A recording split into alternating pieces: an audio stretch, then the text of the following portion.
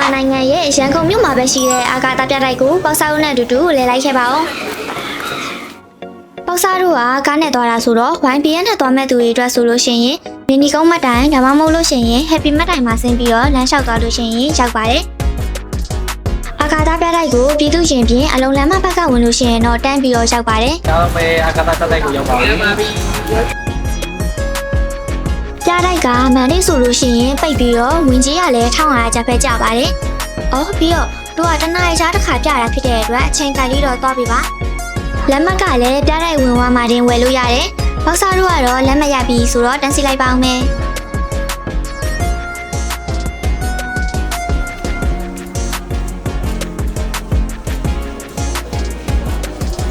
ဘဝင်ကျင်းမာတဲ့ဒီလိုမျိုးအာကာသဝတ်စုံလေးတွေကိုပြသထားတယ်။သူ့ရဲ့ဘေးမှာဆိုလို့ရှိရင်လည်းဓာတ်ဖန်လို့ရတဲ့နေရာလေးတွေကအရန်အောင်မိုက်တယ်နော်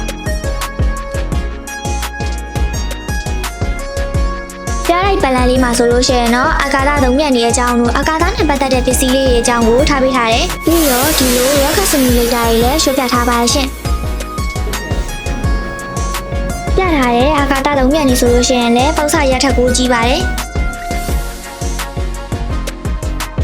ပြီးတော့အခုလို Castle Simulator တွေလည်းတက်စီလို့ရပါတယ်။ပေါက်စားကိုလည်းစီးဖို့တန်းစီလိုက်ပါအောင်မယ်။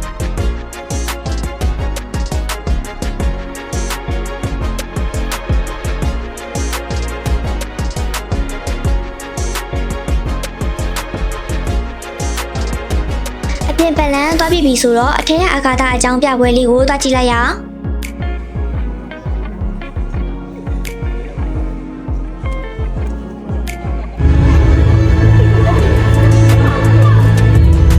ပြပွဲတွေကတနေ့နဲ့တနေ့ပြတာလည်းမတူပါဘူးပြီးတော့သူကဒုံပရော်ဂျာတာနဲ့ပြတာဆိုတော့အနောက်တန်းကနေပြီးတော့ကြည့်လို့ရှိရင်ပို့ပြီးတော့ကောင်းပါတယ်ပြပွဲလေးလည်းပြီးသွားပြီဆိုတော့နောက်တစ်ခါပြင်သူရှင်ပြင်ကိုရောက်လို့ရှိရင်အာကာသပြတိုက်ကိုဝင်လာဖို့မမီးနဲ့နော်